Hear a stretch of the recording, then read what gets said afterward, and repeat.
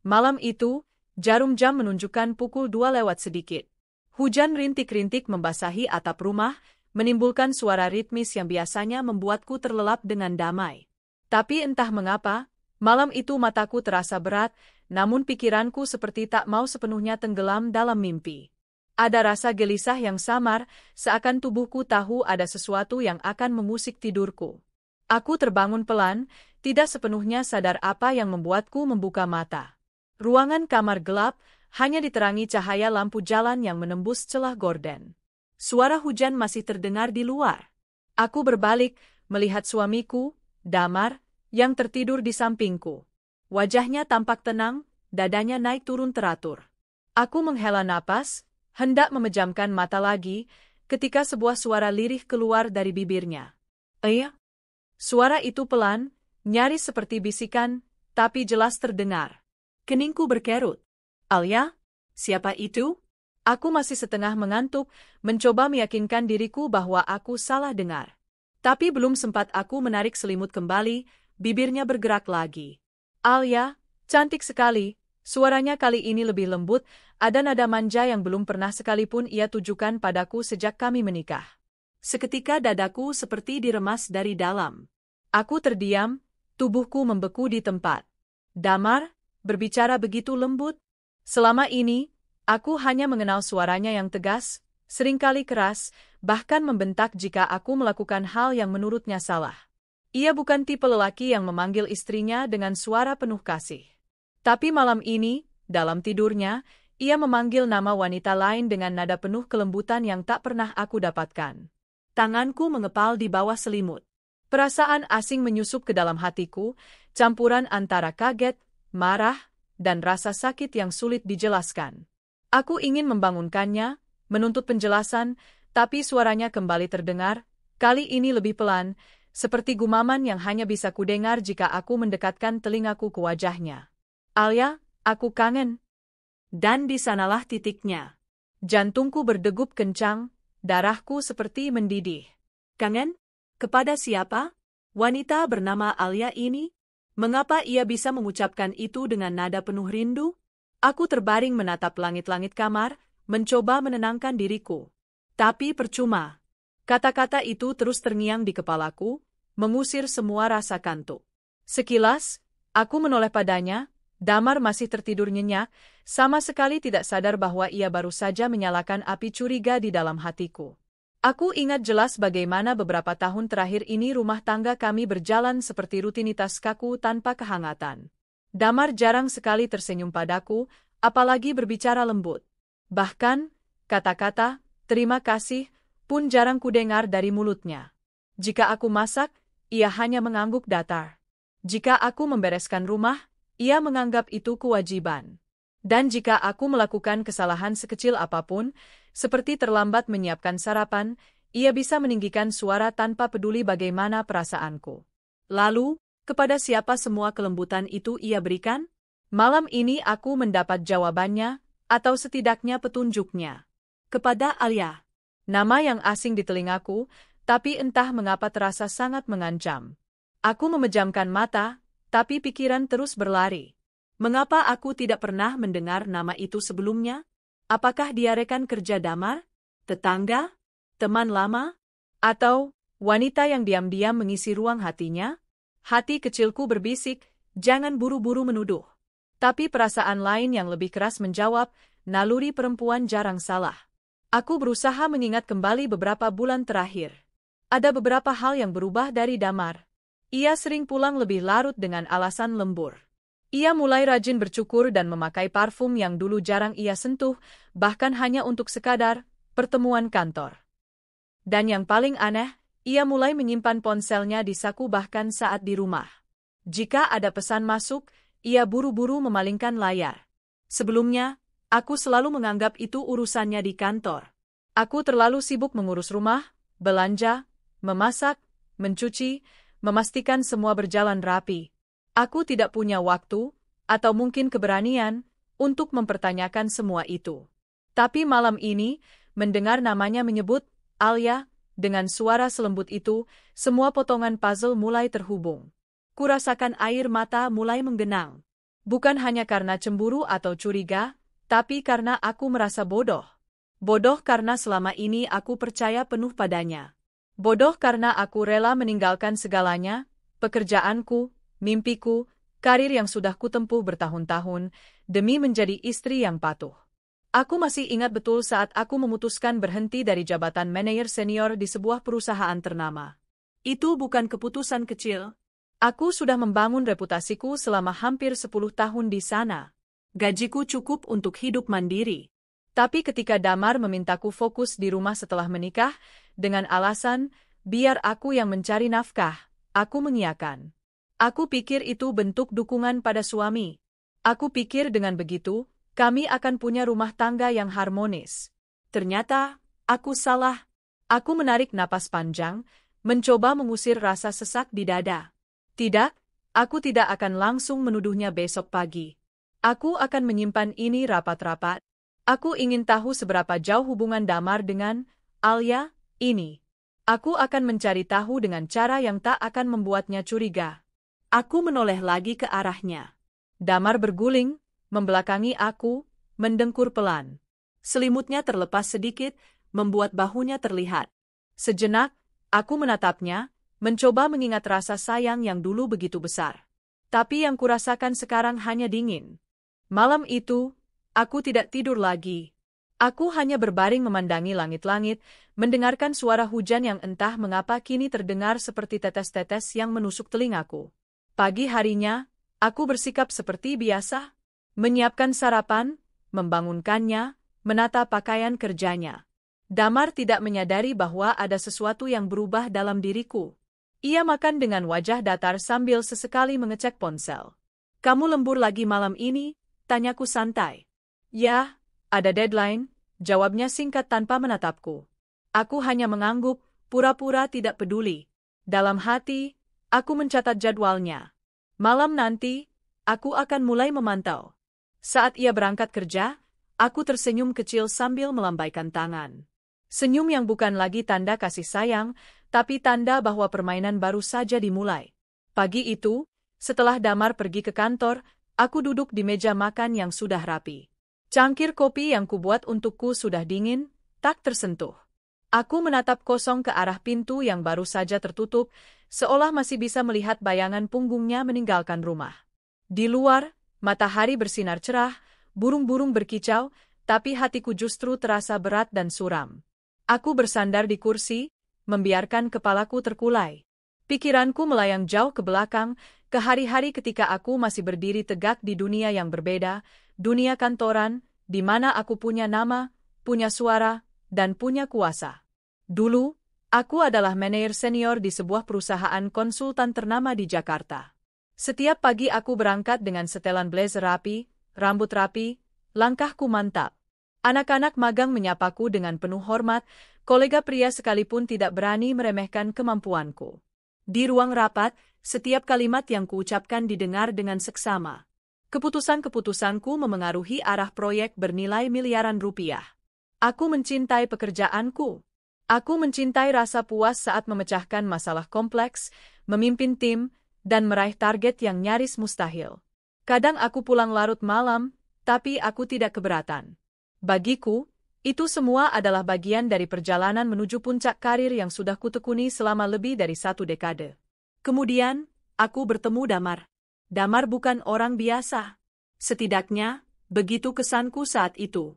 Ia tampak percaya diri, karismatik, dan punya selera humor yang membuatku tertawa. Dia bekerja di bidang yang berbeda, tapi kami sering bertemu di acara-acara networking bisnis. Dari obrolan ringan di meja kopi, hubungan kami tumbuh menjadi pertemuan makan malam, lalu jadi rutinitas akhir pekan. Damar selalu memujiku. Katanya aku wanita yang terlalu sempurna untuknya. Ia sering berkata betapa bangganya punya pasangan yang cerdas dan sukses. Tapi di balik pujian itu, perlahan-lahan aku mulai mendengar nada-nada yang berbeda. "Kerjaan kamu tuh gila ya? Sampai nggak ada waktu buat aku. Kamu kan perempuan, nggak capek kerja kayak gitu terus. Kalau nanti kita nikah, aku maunya kamu fokus sama keluarga, ya." Awalnya aku menganggap itu bercanda. Tapi semakin lama, semakin jelas ia serius. Ketika ia melamarku, ia membicarakan soal peran ideal seorang istri. Ia ingin rumah yang selalu rapi, masakan hangat setiap pulang kerja, dan seorang istri yang selalu ada ketika ia butuh. Katanya, ia ingin menjadi tulang punggung keluarga. Aku, waktu itu terharu. Kukira, itu adalah bentuk tanggung jawab.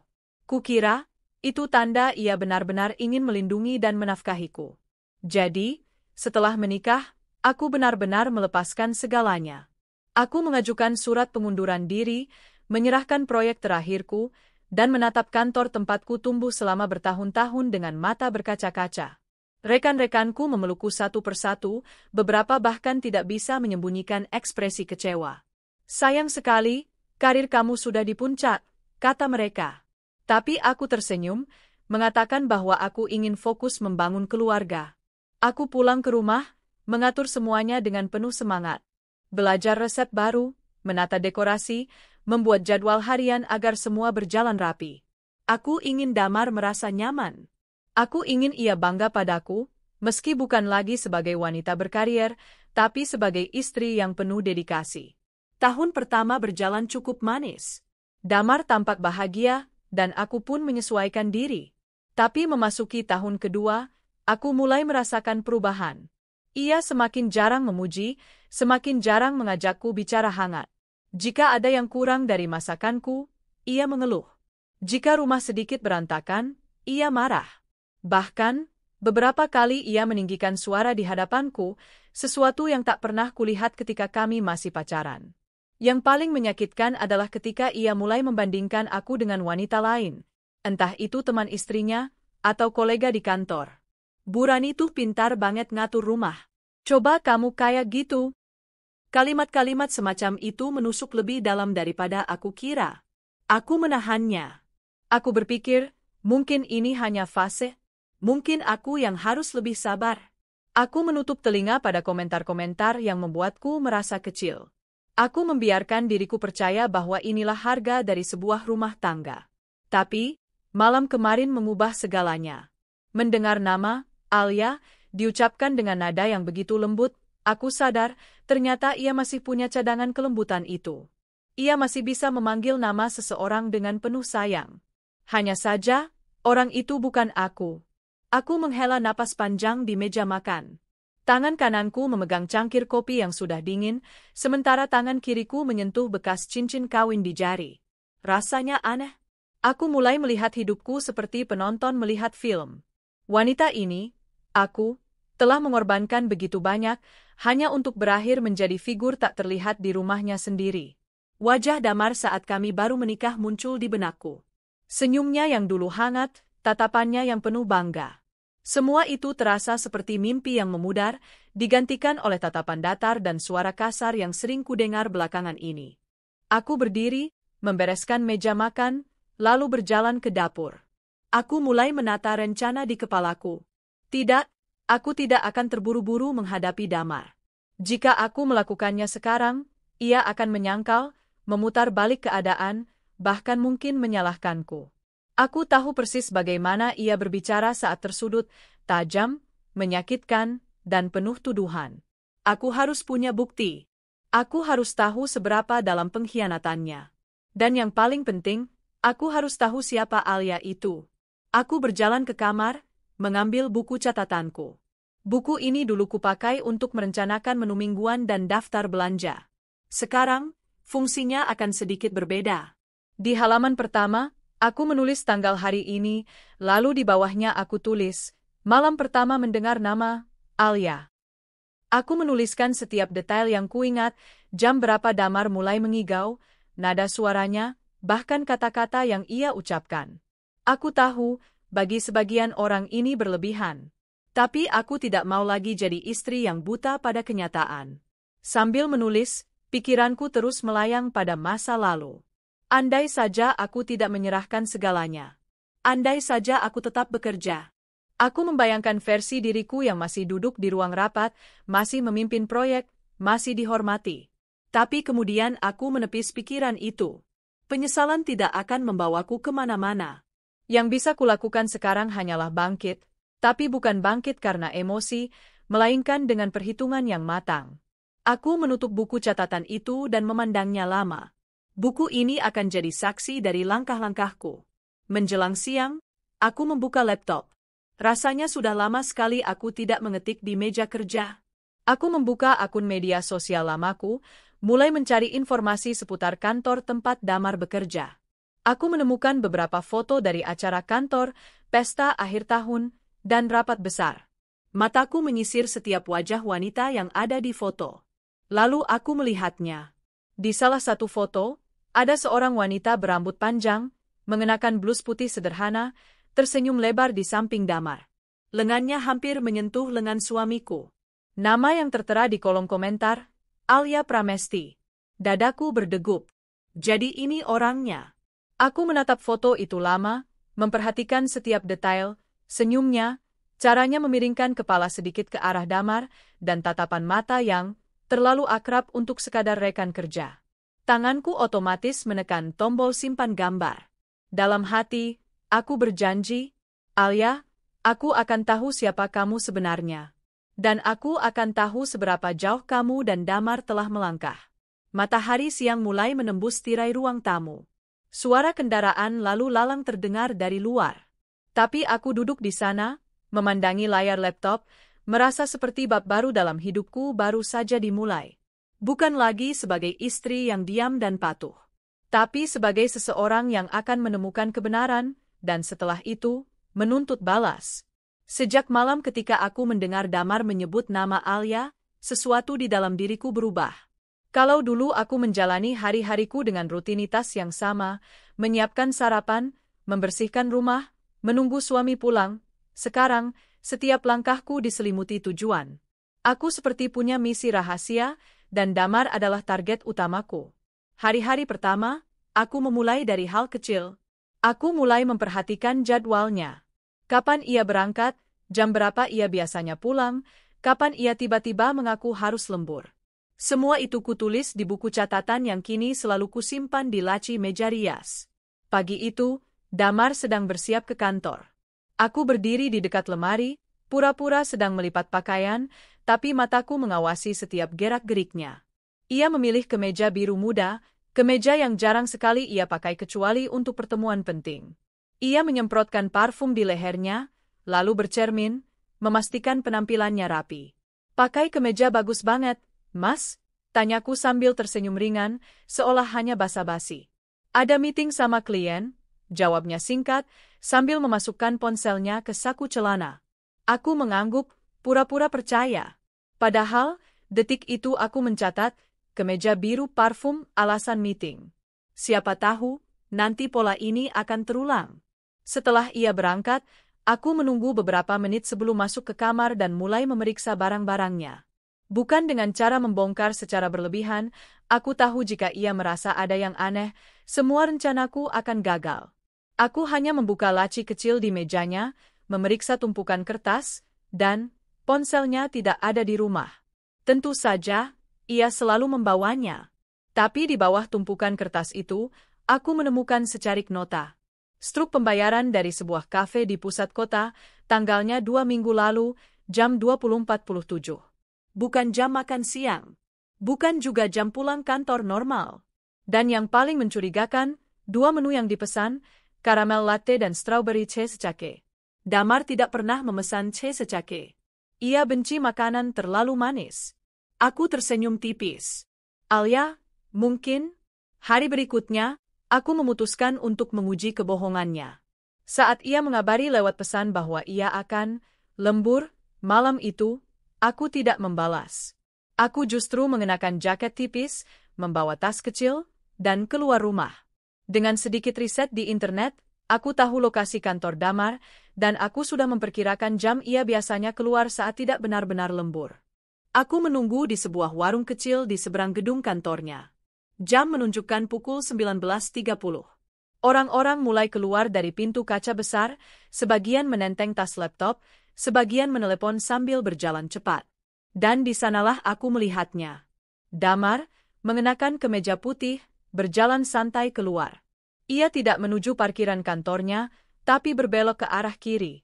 Dan yang membuat napasku tercekat, seorang wanita berambut panjang, memakai gaun sederhana, menunggunya di dekat lampu jalan. Damar tersenyum. Senyum yang sudah lama tak pernah ia berikan padaku. Ia menyentuh lengan wanita itu, dan mereka berjalan beriringan menuju sebuah kafe di ujung jalan. Aku tidak langsung mengikuti mereka masuk. Aku menunggu beberapa menit, lalu berjalan pelan, memastikan wajahku tidak terlihat dari jendela. Dari luar, aku bisa melihat mereka duduk di meja pojok. Damar bersandar sedikit ke depan, matanya fokus pada wanita itu. Mereka tertawa pelan, bahunya sesekali bersentuhan. Aku menggenggam ponsel di dalam tas. Ada dorongan kuat untuk masuk, berdiri di depan mereka, dan mengungkap semuanya saat itu juga. Tapi aku menahan diri. Aku butuh lebih dari sekadar pemandangan ini. Aku butuh bukti yang tak bisa dibantah. Jadi, aku mengambil satu langkah mundur, mengangkat ponsel, dan memotret dari sudut yang cukup jauh. Gambar itu memang tidak setajam yang kuinginkan, tapi wajah mereka jelas terlihat. Malam itu, aku pulang lebih dulu daripada Damar. Saat ia tiba di rumah hampir pukul 11, ia langsung berkata, "Capek banget, kerjaan numpuk." Aku hanya tersenyum tipis sambil menyajikan segelas air. "Kerjaannya di mana? Kantor atau kafe?" Tanyaku pelan, hampir seperti bercanda. Ia menatapku sebentar, lalu tertawa pendek. "Kamu lucu. Mana ada lembur di kafe?" Aku hanya mengangguk, menelan semua kata yang ingin kuucapkan. Biarkan ia merasa aman. Biarkan ia berpikir aku tidak tahu apa-apa. Hari-hari berikutnya, penyelidikanku semakin rapi. Aku mulai memanfaatkan media sosial. Dari akun pribadiku yang jarang aktif, aku membuat akun baru dengan identitas palsu. Dengan itu, aku bisa mengikuti akun Instagram Alia tanpa menimbulkan kecurigaan. Ternyata, Alia cukup aktif membagikan momen. Tidak ada foto langsung bersama Damar, tentu saja, tapi ada petunjuk-petunjuk kecil yang tidak luput dari mataku. Foto secangkir kopi dengan tatapan keluar jendela, di kafe yang sama dengan struk yang kutemukan. Foto bunga mawar di meja kerja, dengan caption samar, "Thank you for today." Setiap kali aku menemukan petunjuk, aku menyimpannya dalam folder khusus di laptop. Folder yang terkunci dengan kata sandi, hanya aku yang tahu. Suatu sore, aku mendapat kesempatan yang tidak kuduga. Saat Damar sedang mandi, ponselnya tertinggal di meja makan. Biasanya ia membawa ponsel kemanapun, bahkan ke kamar mandi. Tapi kali ini, ia meninggalkannya, mungkin karena buru-buru. Tanganku bergetar saat mengambil ponsel itu. Aku membuka dengan sidik jariku. Ya, aku tahu kodenya sejak lama. Langsung kuperiksa aplikasi pesan singkat. Di sana, tidak ada nama Alia. Tapi aku melihat satu kontak dengan nama Adi Kantor. Isi chatnya membuat darahku mendidih. Tidak ada urusan kantor di sana.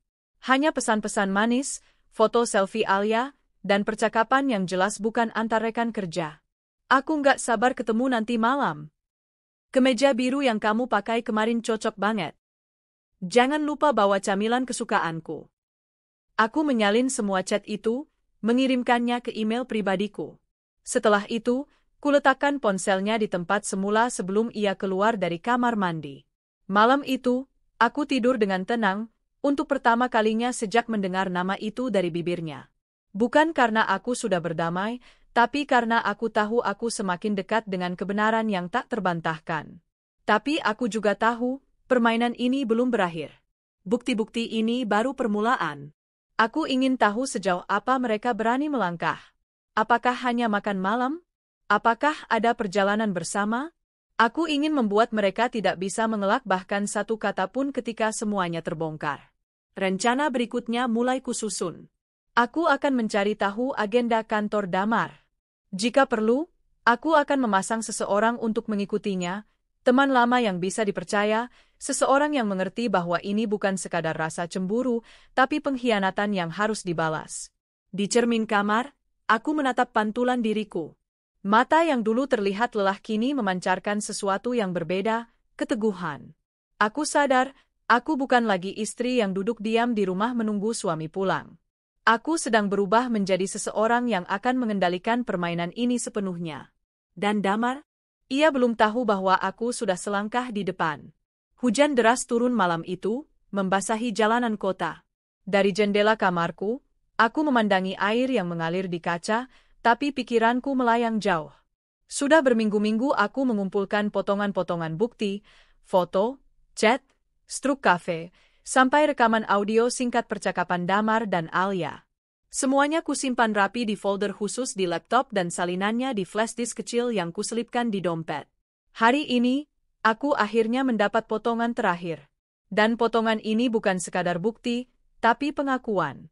Siang tadi, aku sengaja menelepon Nia, teman lamaku yang bekerja di perusahaan yang sama dengan Damar. Kami memang sudah lama tak bertemu, tapi Nia selalu ramah setiap kali aku menghubunginya. Aku mengundangnya makan siang di sebuah restoran kecil yang jauh dari kantor mereka. Saat aku menanyakan kabar, ia bercerita panjang lebar soal gosip di kantornya, dan disitulah namanya muncul. Enam, kamu kenal sama cewek namanya Alia Pramesti? Tanya Nia tiba-tiba, sambil menatapku penuh arti. Aku pura-pura berpikir. Kayaknya enggak, deh. Kenapa? Nia menghela napas, lalu mencondongkan tubuhnya sedikit. Ya, itu, dia kan kerja satu divisi sama Damar. Gosipnya, mereka dekat banget. Nggak cuma di kantor, tapi sering ketemu di luar juga. Beberapa anak kantor udah lihat langsung. Aku merasakan dadaku mengencang. Mungkin cuma kerjaan kali, jawabku datar, mencoba menjaga nada suaraku tetap netral. Kalau cuma kerjaan, nggak mungkin mereka berdua pernah nginap bareng di luar kota waktu ada acara kantor di Bandung. Bisik Nia, suaranya nyaris tak terdengar di tengah riuh restoran.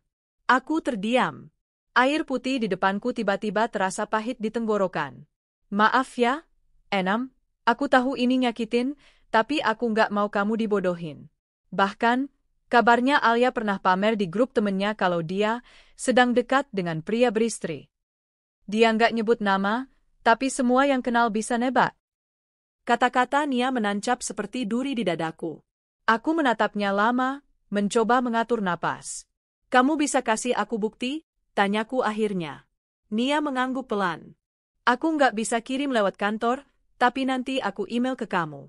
Ada foto, ada beberapa chat yang kebetulan aku lihat di laptop Damar pas dia presentasi dan lupa nutup aplikasinya.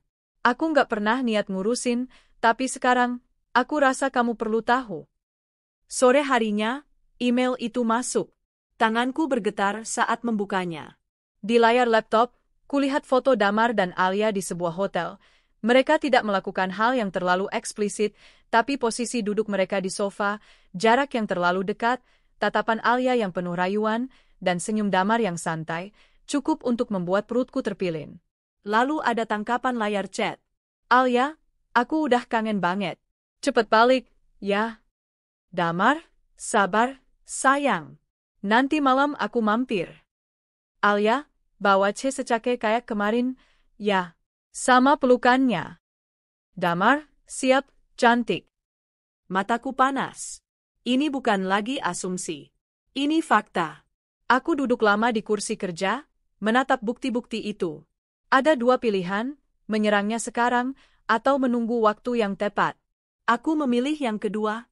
Bukan karena takut, tapi karena aku ingin ia merasakan bagaimana rasanya dunia yang ia pikir aman runtuh seketika, di hadapan banyak mata. Tapi meski rencanaku sudah jelas, rasa sakit itu tetap menghantam. Seperti ada lubang di dadaku yang semakin besar setiap kali aku mengingat semua pengorbananku. Aku teringat malam-malam saat aku menunggunya pulang sambil menyiapkan makan malam. Aku teringat senyumku yang kutahan saat ia pulang dengan wajah lelah, berharap ia akan memelukku, tapi yang kudapat hanya keluhan. Dan sekarang, pelukan itu ia berikan kepada orang lain. Malamnya, saat Damar pulang, aku sudah duduk di ruang tamu, menonton televisi. Ia tampak basah kuyup, entah karena hujan atau karena buru-buru dari suatu tempat. Kok nggak tidur? Tanyanya sambil melepas sepatu. Aku nggak ngantuk, jawabku singkat. Ia berjalan menuju kamar tanpa banyak bicara. Aku memperhatikannya dari belakang, langkahnya, cara ia menggantung jasnya, semua terlihat biasa saja. Dan itulah yang membuatku muak. Bagaimana bisa seseorang bertingkah seolah tidak melakukan apa-apa, Padahal ia baru saja pulang dari pelukan orang lain. Keesokan harinya, aku kembali menghubungi Nia. Aku ingin tahu semua detail, kapan mereka mulai dekat, bagaimana cara mereka mengatur pertemuan, siapa saja yang tahu. Dari cerita Nia, hubungan itu sudah berlangsung lebih dari setahun. Mereka sering menggunakan alasan lembur atau rapat di luar untuk bertemu. Bahkan, beberapa kali Alia memanfaatkan dinas luar kota untuk menghabiskan waktu bersama Damar. Semua ini, aku catat rapi. Aku tahu, setiap potongan informasi akan berguna nanti. Di kamarku, aku membuka lemari, mengambil sebuah kotak kecil berisi kartu nama lama, sertifikat penghargaan, dan beberapa dokumen pekerjaan yang dulu kusimpan saat berhenti bekerja. Menyentuhnya membuatku sadar, aku dulu bukan wanita lemah yang hanya menerima nasib. Aku pernah menjadi seseorang yang mampu mengendalikan ruangan penuh orang. Dan aku akan menjadi wanita itu lagi. Tapi kali ini, bukan untuk proyek perusahaan. Kali ini, untuk menghancurkan kebohongan yang dibangun oleh suamiku sendiri. Beberapa hari kemudian, aku mendapat pesan dari nomor tak dikenal. Mbak Effie? Saya kenal Mbak dari Mbak Nia. Saya kerja di kantor yang sama-sama Mas Damar. Kalau Mbak mau, saya bisa kasih tahu setiap kali Mas Damar dan Alia pergi bareng. Gratis, saya cuma nggak suka lihat orang diselingkuhin. Aku membalas cepat, terima kasih. Tolong kabari saya kalau ada yang mencurigakan. Pesan itu datang pada waktu yang tepat. Aku tak perlu lagi menghabiskan waktu mengintai setiap malam. Ada mata-mata di dalam kantornya. Laporan pertama datang 2 hari kemudian. Mbak, mereka sekarang di Hotel Grand Cempaka. Ada event kantor, tapi mereka menghilang dari ballroom sejak 1 jam lalu. Tanganku mengepal. Aku tahu event itu, Damar bahkan sempat menyebutnya minggu lalu. Ia bilang acara itu membosankan, dan ia akan pulang cepat. Nyatanya, ia memilih menghilang bersama Alia. Aku tidak datang ke hotel itu malam itu. Aku hanya mencatat, menambahkannya ke daftar bukti, dan memikirkan cara paling telak untuk menggunakannya. Malam itu, aku memandangi tumpukan bukti di mejaku. Foto-foto, chat, laporan saksi. Rasanya seperti memegang senjata yang siap ditembakkan kapan saja.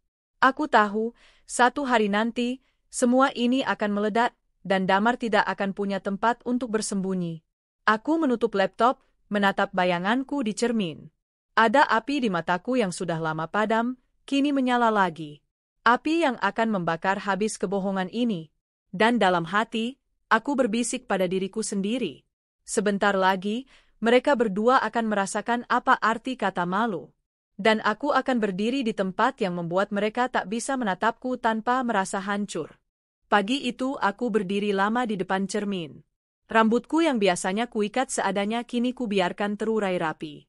Kulit wajah yang pucat karena sering menangis mulai kembali segar berkat tidur yang cukup dan perawatan sederhana yang kulakukan seminggu terakhir. Ada sesuatu yang berbeda di mataku, keteguhan. Aku memutuskan. Hari ini aku akan melangkah ke dunia yang pernah kutinggalkan. Dunia kerja. Langkah pertamaku adalah membuka laptop dan mengutak-atik kembali CV lamaku. Ternyata, dokumen itu sudah tertinggal 5 tahun. Semua pencapaianku masih relevan, tapi aku menambahkan beberapa kemampuan baru yang kupelajari selama menjadi ibu rumah tangga, manajemen keuangan rumah tangga, keterampilan negosiasi dengan vendor, bahkan kemampuan membuat strategi belanja efisien. Semua itu bukan main-main, dan aku tahu HR yang cerdas akan melihat nilainya. Sambil mengetik, aku teringat masa-masa dulu saat aku memimpin rapat besar, membawahi puluhan orang, dan membuat keputusan yang memengaruhi jalannya perusahaan. Perasaan itu, rasa percaya diri, kendali, dan tujuan, muncul kembali. Tapi kali ini, motivasiku bukan sekadar karir. Kali ini, aku akan naik sampai ke posisi yang membuat Damar harus menunduk setiap kali menatapku. Langkah berikutnya, aku menghubungi beberapa kolega lama. Mereka terkejut mendengar suaraku, tapi sambutannya hangat. Effie, ya Tuhan, aku pikir kamu udah nggak mau balik kerja lagi, ujar Sinta, mantan rekan kerja yang sekarang menjadi direktur di sebuah perusahaan besar. Aku tertawa kecil. Dulu aku pikir begitu. Tapi sekarang, aku rasa waktunya aku kembali. Ada lowongan di tempatmu?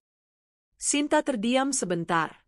Kebetulan, kami sedang buka posisi senior di divisi strategis. Kamu mau coba? Aku bisa rekomendasikan langsung ke HR. Kesempatan itu terlalu bagus untuk dilewatkan. Aku mengirimkan CV yang sudah kupoles, dan 2 hari kemudian aku mendapat panggilan wawancara. Hari wawancara itu, aku mengenakan blazer biru tua yang dulu kubeli di masa kejayaanku. Sepatu hak sedang, riasan sederhana namun tegas. Saat melangkah ke ruang wawancara, aku bisa merasakan mata pewawancara meniliku dari ujung kepala hingga kaki. Pertanyaan demi pertanyaan kulahap dengan tenang. Aku menceritakan pengalaman memimpin proyek bernilai miliaran rupiah, mengatasi konflik tim, dan membangun sistem kerja yang efisien. Aku juga menambahkan bagaimana menjadi ibu rumah tangga memberiku perspektif baru tentang kepemimpinan yang berempati. Sebelum wawancara berakhir, manajer HR tersenyum. Jujur saja, Bu Evi, sangat jarang kami menemukan kandidat dengan pengalaman dan karisma seperti Anda. Kami akan hubungi Anda segera. Tak sampai seminggu, telepon itu datang. Aku diterima. Dan bukan hanya sebagai staf biasa, aku langsung ditempatkan sebagai manajer senior, membawahi 2 divisi. Yang membuatku tersenyum sinis adalah fakta bahwa perusahaan ini ternyata salah satu rekanan bisnis besar tempat Damar bekerja. Artinya, cepat atau lambat, jalanku dan jalannya akan bersinggungan. Aku hanya membisikkan satu kalimat pada diriku sendiri. Bagus, sangat bagus. Hari-hari pertamaku di kantor berjalan seperti mimpi. Orang-orang menghormatiku, ide-ideku didengar, dan aku kembali merasakan adrenalin kerja yang dulu begitu kurindukan. Setiap pagi aku bangun dengan semangat baru, bukan untuk menunggu suami pulang, tapi untuk memimpin timku mencapai target. Perlahan, aku membangun reputasi sebagai pemimpin yang tegas namun adil. Timku bergerak cepat, proyek-proyek kami sukses, dan namaku mulai diperbincangkan di jajaran eksekutif. Sementara itu, di rumah, Damar mulai memperhatikan perubahan diriku. Kamu sekarang pulangnya sore terus, katanya suatu malam, nadanya seperti mencurigai sesuatu. Aku kerja, jawabku singkat sambil memeriksa dokumen di meja makan. Dia mengernyit. Kerja? Kok enggak bilang-bilang? Aku mengangkat alis, pura-pura heran. Kenapa harus bilang? Toh kamu enggak pernah nanya aku mau ngapain setiap hari. Damar terdiam, lalu berusaha mengalihkan topik. Tapi aku tahu, benih kegelisahan mulai tumbuh di kepalanya. Dan itu bagian dari rencanaku. Beberapa bulan berlalu, dan aku mendapat kabar bahwa perusahaan akan mengadakan rapat koordinasi besar dengan semua mitra bisnis. Daftar peserta dikirim ke emailku, dan di sanalah aku melihat namanya. Damar Aditya, perwakilan PT Garuda Abadi. Senyumku mengembang perlahan. Inilah momen yang kutunggu. Hari rapat itu, aku datang lebih awal. Ruangan konferensi besar dipenuhi orang-orang penting. Aku berdiri di depan sebagai salah satu pimpinan rapat, memeriksa materi presentasi.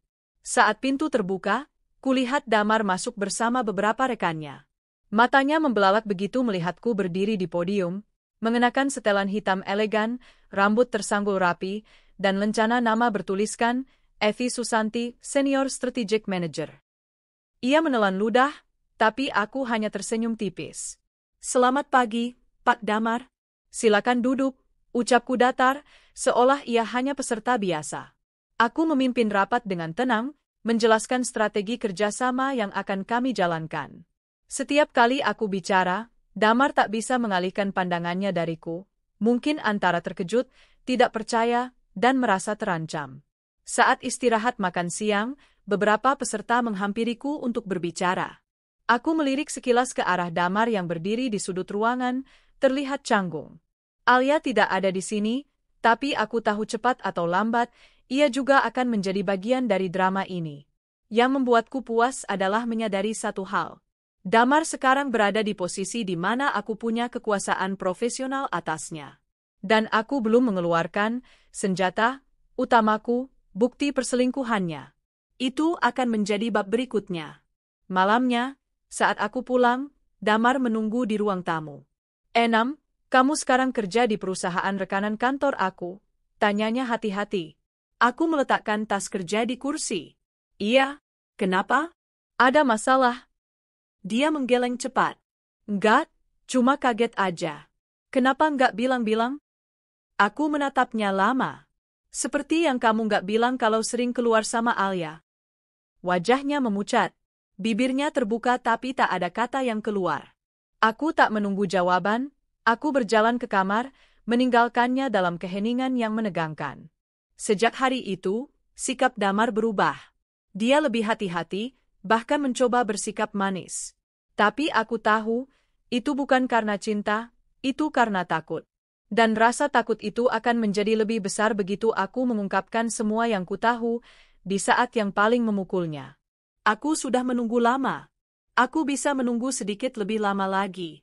Tapi saat waktunya tiba, aku akan memastikan bukan hanya dia yang hancur, Alia pun akan ikut jatuh bersamanya.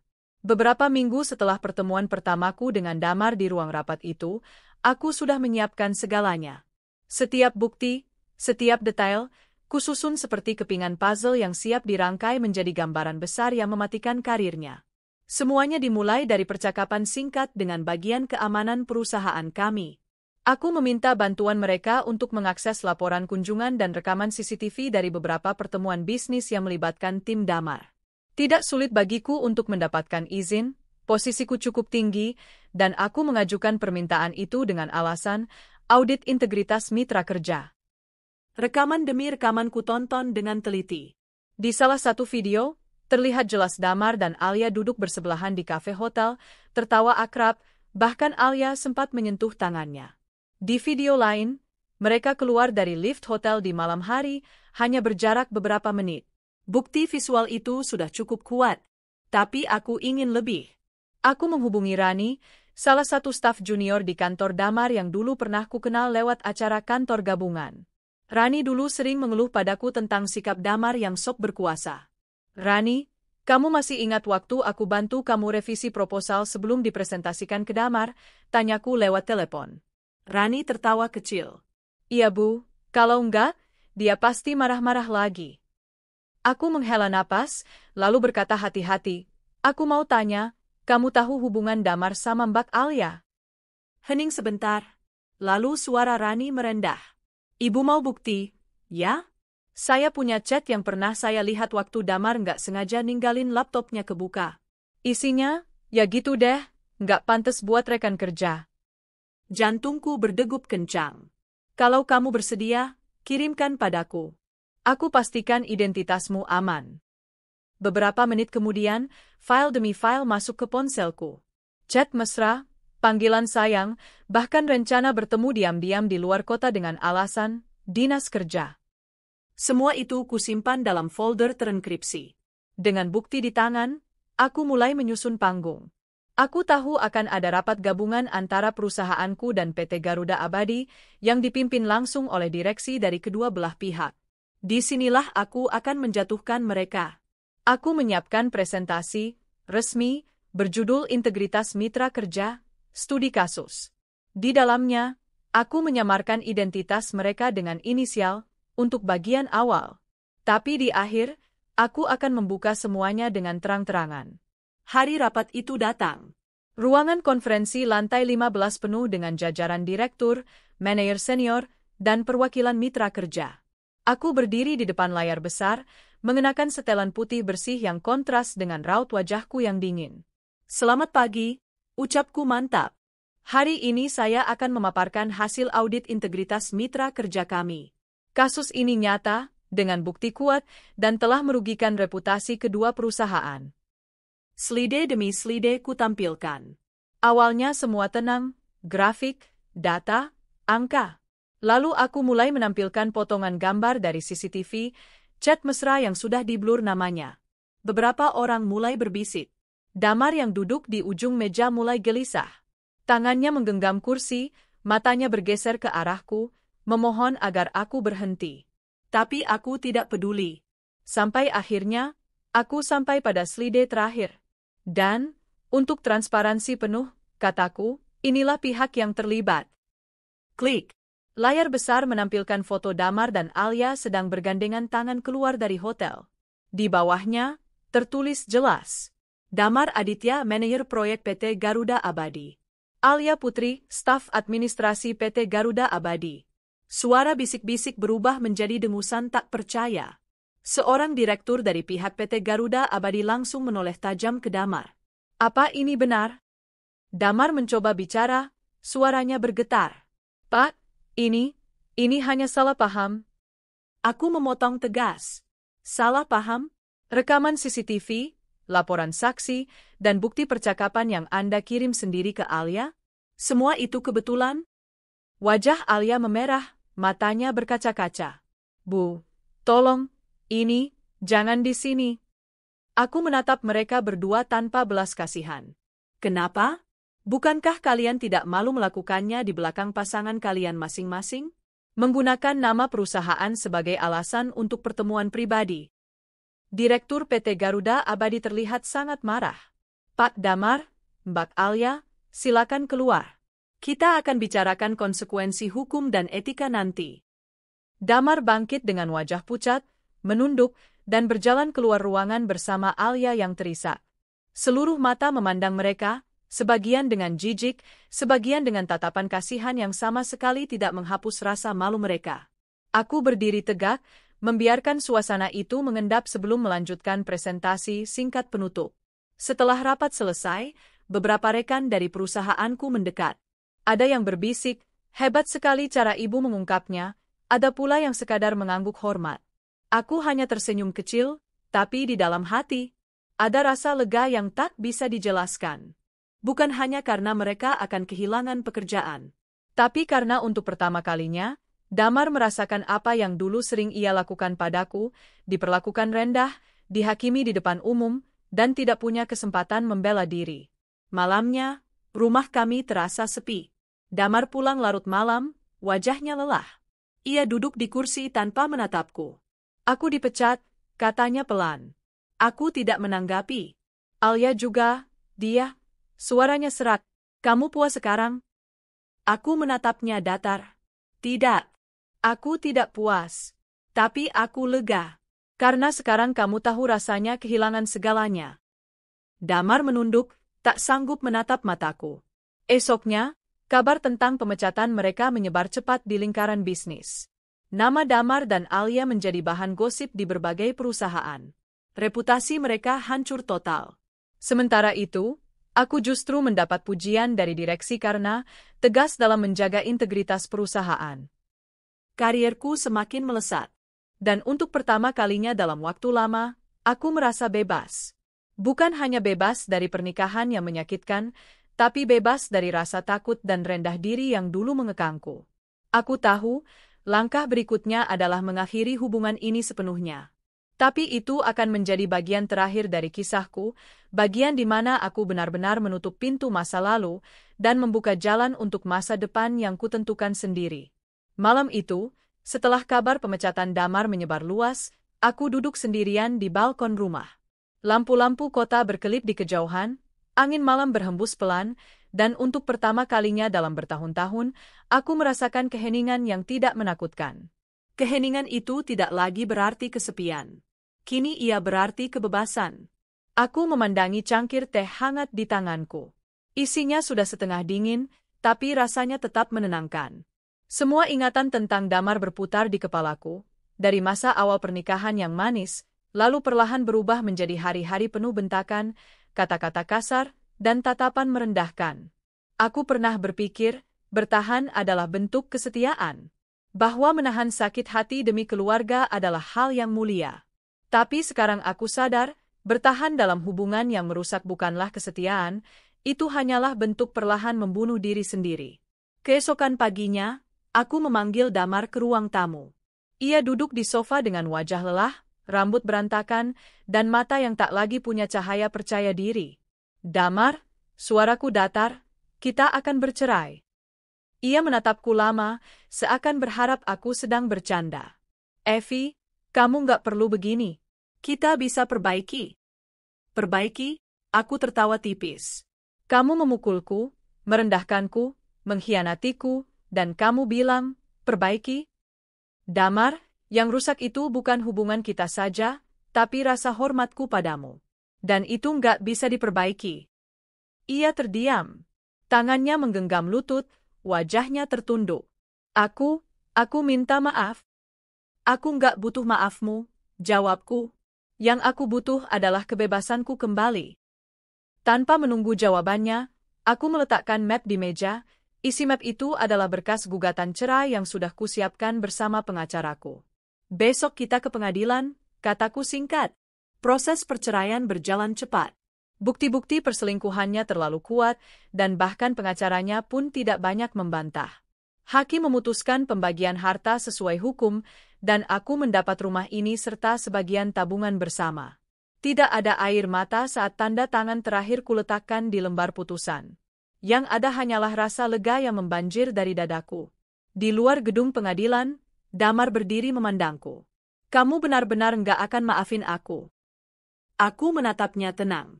Aku sudah memaafkan. Tapi memaafkan bukan berarti aku mau kembali. Selamat tinggal, Damar. Aku berjalan pergi tanpa menoleh lagi. Setiap langkah terasa seperti melepaskan beban bertahun-tahun yang membelenggu kakiku. Hari-hariku setelah itu dipenuhi dengan kerja keras. Jabatan baruku sebagai direktur operasional membawaku pada jadwal yang padat, tapi aku menikmatinya. Timku menghormatiku bukan karena takut, tapi karena mereka tahu aku memimpin dengan tegas sekaligus adil. Bahkan ada satu momen yang membuatku tersenyum puas, saat PT Garuda Abadi mengajukan kerja sama lagi, tanpa Damar tentu saja. Direktur barunya sempat menyebut namaku dengan nada kagum. Kami dengar Ibu Evi ini yang paling berintegritas di bidangnya. Ah, ironis. Dulu aku mengorbankan karierku demi Damar. Kini, karierlah yang membawaku berdiri di atas puing-puing keangkuhannya. Beberapa bulan kemudian, aku mendapat kabar dari seorang kenalan lama, Damar bekerja serabutan, alias sudah pindah keluar kota. Konon, hubungan mereka pun tak bertahan lama setelah kehilangan pekerjaan. Aku hanya mengangkat bahu. Itu bukan lagi urusanku. Hidupku terlalu berharga untuk dihabiskan memikirkan masa lalu. Di tengah kesibukan, aku mulai menemukan diriku yang dulu hilang. Aku kembali melukis di akhir pekan, sesuatu yang sudah bertahun-tahun kutinggalkan. Aku berani bepergian sendirian ke luar negeri untuk konferensi bisnis, dan bahkan memperpanjang perjalanan beberapa hari hanya untuk berjalan santai di jalanan Paris. Di suatu sore, saat duduk di sebuah kafe kecil di Champs-Élysées, aku menulis di buku catatanku. Aku tidak lagi takut sendirian. Karena aku tahu, aku selalu punya diriku sendiri. Kalimat itu sederhana, tapi terasa seperti mantra yang menguatkan setiap langkahku. Suatu malam, aku berdiri di depan cermin. Wanita yang memandangku kembali bukan lagi istri yang ditakuti suaminya, atau korban yang diam menerima. Wanita itu adalah pemimpin, penyintas, dan seseorang yang berani mengambil kembali kendali hidupnya. Aku tersenyum pada bayangan itu. Bukan senyum balas dendam. Bukan senyum kemenangan atas orang lain. Tapi senyum kemenangan atas diriku sendiri. Beberapa minggu kemudian, aku menerima undangan reuni dari mantan kantor tempat aku dulu bekerja sebelum menikah. Banyak wajah lama yang menyambutku hangat. Di salah satu sudut ruangan, aku mendengar seseorang berkata pelan, "Evi sekarang makin keren, ya. Dulu dia sempat hilang, sekarang balik lebih hebat." Aku hanya tersenyum sambil meneguk minuman. Tidak perlu membantah atau mengiyakan. Karena aku tahu, itu memang benar. Malam itu, dalam perjalanan pulang, aku memandang langit dari jendela mobil. Bintang-bintang terlihat redup tertutup lampu kota, tapi tetap ada di sana. Seperti diriku dulu, tertutup oleh gelapnya perlakuan buruk, tapi tetap ada cahaya yang menunggu untuk bersinar lagi. Dan sekarang, aku membiarkan cahayaku bersinar tanpa takut lagi. Cerita ini berakhir di sini, tapi hidupku tidak. Karena kebebasan yang sesungguhnya bukan hanya keluar dari kandang, tapi berani terbang setinggi yang aku mau, meski sayapku pernah patah. Aku, Evi Susanti, akhirnya pulang ke diriku sendiri. Ruang rapat lantai 15 terasa sunyi, meskipun kursi-kursi sudah terisi penuh oleh jajaran manajer, HRD, dan beberapa pimpinan divisi. Damar duduk di sisi kiri, wajahnya pucat pasi, matanya gelisah menatap meja. Di sebelahnya, Rani, wanita yang dulu hanya kulihat sekilas di kafe malam itu, duduk sambil memainkan jemarinya, jelas sedang menahan rasa panik. Aku berdiri di ujung meja, mengenakan setelan jas hitam sederhana namun tegas. Di depanku, layar proyektor menampilkan beberapa slide berisi grafik dan laporan. Namun, itu hanyalah pengantar. Yang sebenarnya akan kubuka adalah sesuatu yang jauh lebih besar dari angka penjualan atau strategi perusahaan. Sebelum kita melanjutkan rapat ini, ucapku, suaraku terdengar tenang namun berlapis baja, ada satu isu penting yang harus dibahas. Isu ini menyangkut integritas dan reputasi perusahaan. Tatapan semua orang kini tertuju padaku. Aku melirik sekilas ke arah Damar. Ia menelan ludah, tangannya mengepal di bawah meja. Aku menekan tombol remote, dan layar berganti menampilkan serangkaian foto. Damar dan Rani makan malam di restoran, berpegangan tangan, dan satu foto yang lebih jelas, mereka berciuman di tempat parkir basement kantor. Beberapa orang menahan napas. Suara bisik-bisik mulai terdengar. Ini, Damar membuka mulut, tetapi aku mengangkat tangan, menghentikannya. Diam, Damar. Saat ini, giliran saya yang berbicara. Aku melangkah maju, pandanganku menyapu seluruh ruangan. Perusahaan ini punya kode etik yang jelas. Tidak hanya soal kinerja, tapi juga moral dan profesionalisme.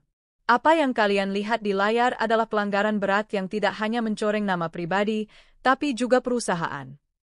Wajah Rani memucat seperti kain yang kehilangan warna. Damar mencoba berbicara lagi, namun suaranya tenggelam dalam tekanan suasana. Kita semua tahu, lanjutku, bahwa hubungan terlarang di antara rekan kerja, apalagi yang melibatkan penyalahgunaan waktu kerja dan fasilitas perusahaan, adalah pelanggaran serius. Dan saya sudah mengumpulkan bukti-bukti yang cukup untuk membawanya ke ranah hukum jika perlu. HRD mengangguk, lalu mulai membacakan pasal-pasal dalam peraturan internal yang dilanggar. Kesimpulannya jelas, pemutusan hubungan kerja. Ketika keputusan itu diumumkan, Damar hanya menunduk. Matanya kosong, seolah sedang melihat sesuatu yang runtuh di dalam dirinya. Sementara Rani menitikkan air mata, namun tidak ada yang berusaha menghiburnya. Aku mengemasi berkas-berkas di mejaku, berdiri, lalu berkata, rapat selesai. Tanpa menoleh ke belakang, aku melangkah keluar. Tumit sepatuku mengetuk lantai marmer dengan irama pasti, seolah menegaskan bahwa aku kini bukan lagi wanita yang pernah diinjak harga dirinya. Beberapa bulan kemudian, sore itu, di sebuah acara gala bisnis besar, aku hadir sebagai salah satu pembicara utama. Ruangan penuh cahaya, musik lembut mengalun, dan para tamu berbalut pakaian terbaik mereka. Saat aku berjalan menuju panggung, langkahku terhenti sepersekian detik. Di sudut ruangan, berdiri seorang pria dengan jas lama yang tidak begitu rapi. Wajahnya pucat, matanya mengikuti setiap gerakanku. Damar. Rambutnya mulai memutih di tepi, kerutan di dahinya lebih dalam, dan tatapannya penuh penyesalan yang tak bisa ia ucapkan. Aku tidak berhenti, tidak juga menoleh lama. Aku hanya berjalan melewatinya, dengan kepala tegak dan senyum tenang. Dari sudut mataku, aku melihatnya menunduk, seakan menyadari jarak di antara kami kini bukan lagi sekadar langkah, tapi jurang yang tak akan pernah bisa ia seberangi. Aku naik ke panggung, mengambil mikrofon, dan mulai berbicara. Suara tepuk tangan menggema, menelan semua bayangan masa lalu. Dan Damar? Ia hanya menjadi bagian dari kerumunan. Bagian dari masa lalu yang sudah kutinggalkan.